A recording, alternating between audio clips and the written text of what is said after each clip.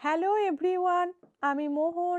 আবারও একটি নতুন ব্লগে সবাইকে স্বাগত জানাই। আমরা এখন আছি জার্মানির ডুসেলডর্ফ শহরে, একদম সিটি সেন্টারে। এই সন্ধেবেলায় হাঁটতে বেরিয়েছি আর দেখতে এসেছি যে এখানে সব থেকে বড় উৎসব ক্রিসমাসের প্রস্তুতি কেমন। তো এখানে দেখছি যে চারদিকে খুব সুন্দর করে আলো দিয়ে নানান রকমভাবে সাজানো হয়েছে। এই বিল্ডিংটা দেখুন, এটা কিন্তু এখনো তৈরি হয়নি, এটাও সাজিয়েছে। আর এই জায়গাটার নাম হলো কোনিগস্যালি। এটা কিন্তু ডুসেলডর্ফের একটা টপ ট্যুরিস্ট অ্যাট্রাকশনের মধ্যে পড়ে। কিন্তু এটা দেখে আমার খুব একটা ভালো লাগেনি, কারণ এই জিনিস আমি নেদারল্যান্ডের বিভিন্ন জায়গায় সবসময়ই দেখতে পাই। তবে এটা সত্যি সুন্দর, কারণ মাঝখানে ক্যানাল আর দুপাশে সারিভাবে লাগানো হয়েছে ম্যাপেল ট্রি। আর এই যে ক্যানালটা আছে, এই ক্যানাল বরাবর সুন্দর করে লাইট দিয়ে সাজানো হয়েছে। আর ওই দিকটাতে আছে একটা ছোট্ট ক্রিসমাস মার্কেট। এই ক্রিসমাসের জন্যই এত লাইট দিয়ে সাজানো হয়েছে। আমাদের যেমন দীপাবলি বা দিওয়ালি এলে এরকম সাজানো হয়, সবাই সবার বাড়ি সুন্দর করে সাজায়, এখানেও এই রকমই একই টাইপের। আর এই যে দেখুন, গাছটার মধ্যে রয়েছে ঝাঁক ঝাঁক টিয়া পাখি। এই টিয়া পাখিগুলো দলে দলে সবাই উড়ে উড়ে বাড়ি ফিরে যাচ্ছে। আকাশটা দেখে সন্ধ্যা হয়েছে একেবারেই মনে হয়নি, কারণ এর কালারটা এত সুন্দর।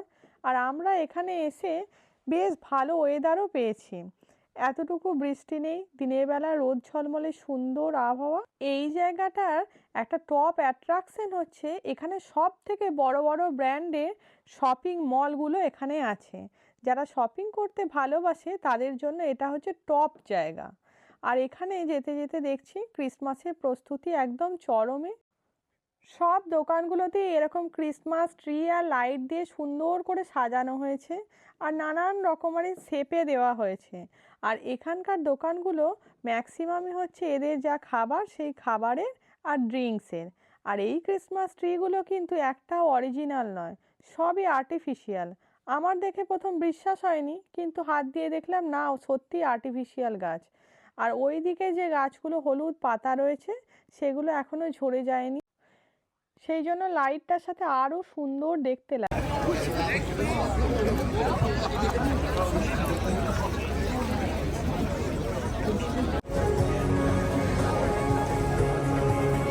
এই ক্রিসমাসের শুরুতে যার যার যেটা পছন্দ সেই সমস্ত মানুষজন দেখছি প্রচুর শপিং করছে, আর এখানে ড্রিঙ্কস করছে, খাচ্ছে, সুন্দরভাবে এনজয় করছে। আর এই কাউহাফ হচ্ছে এখানকার একটা ডিপার্টমেন্টাল স্টোর, এটা জার্মানে বহু জায়গাতেই আমি দেখতে পাচ্ছি। আর এত লোক এখানে দেখছি যে গোটা নেদারল্যান্ডেও এত লোক আছে কিনা সন্দেহ আছে, পুরো ধাক্কাধাক্কি হয়ে যাচ্ছে।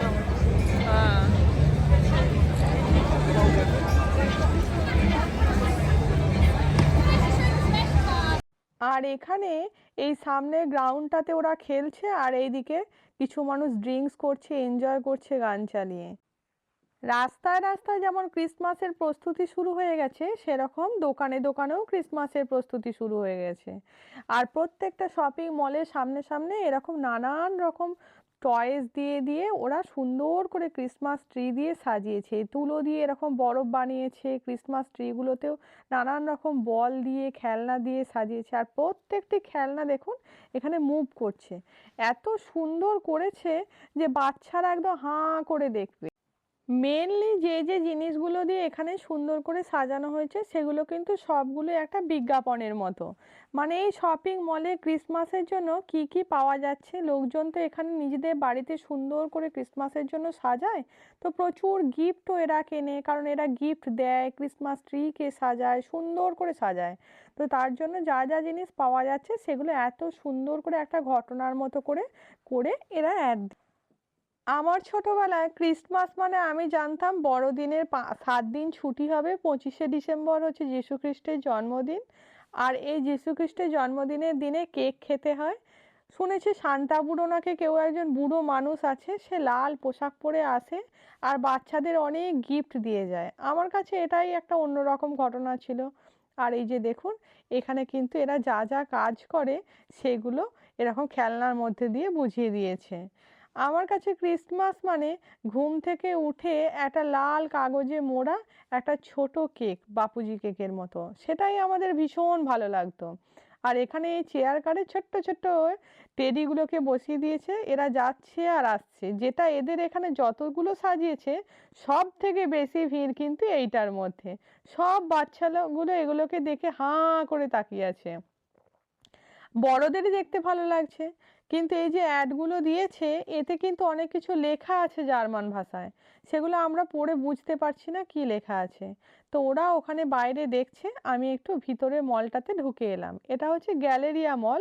তো এখানে দেখছি কি কি এসেছে ক্রিসমাসের জন্য। ভিতরে এসে একদম চোখ ধাঁধিয়ে যাওয়ার মতো ব্যাপার, কারণ নেদারল্যান্ডের শপিং মল আর জার্মানির শপিং মলের মধ্যে কিন্তু অনেক ডিফারেন্স। নেদারল্যান্ড একদম জার্মানির কাছে একটা গ্রাম বলা চলে। এই যে দেখুন, এই পয়েন্টসেটিয়ার গাছ সবই হচ্ছে লাল সাদা, আর ম্যাক্সিমামই হচ্ছে লাল আর সাদা, এর মাঝে মাঝে সবুজও রয়েছে। এবার এই জিনিসগুলোর দাম কিন্তু অনেক বেশি, কিন্তু দেখে আমার সব থেকে ভালো লাগছে যে কত রকমের মোমবাতি কত রকমভাবে সাজানো হয়, আর বাড়ি সাজানোর জন্য কত সুন্দর সুন্দর জিনিস পাওয়া যায়। দুবাইয়ে একরকম সাজানোর জিনিস দেখেছি, যেটা দেখে আমার মনে হয়েছিল যে ওমানে কিছুই নেই। আবার এখানে এসে দেখছি আরো অন্যরকম। আর জিনিসগুলি দেখতে যতটা সুন্দর, দামও কিন্তু প্রচুর। এই যে সামনে ক্যান্ডেলগুলো দেখতে পাচ্ছেন, এগুলোর এক একটা দাম ইন্ডিয়ান টাকায় 1600, 1700, 1800-র মতো। এখানে রয়েছে কিছু কাঠের মতো পুতুল হালকা, যেটা দেখলাম, আর অনেকগুলো চকলেটের এরকম নানান রকম প্যাকেট। এটাই যেহেতু এদেশের সব থেকে বড় উৎসব, তাই এখানকার মানুষজন এই সময় প্রচুর টাকার কেনাকাটা করে, কারণ এরা তাদের প্রিয়জনকে গিফট করে, আবার নিজেদের বাড়ি সুন্দর করে সাজায়। আমাদের যেমন দুর্গাপুজোর আগে এলে আমাদের ঘর বাড়ি সমস্ত কিছু পরিষ্কার করা হয়, নতুন চাদর কেনা হয়, এরাও কিন্তু দেখছিলাম প্রচুর মানে বিছানার সেট, ওদের ফ্লাওয়ার ভাস, এই ধরনের জিনিস, কুশন কভার, এগুলো আমি নেদারল্যান্ডেও দেখেছি এরা খুব কেনাকাটা করছে। এরাও এদের বাড়িকে সুন্দর করে সাজিয়ে তোলে, কারণ এটাই তো এদের সব থেকে ভালো লাগার জায়গা।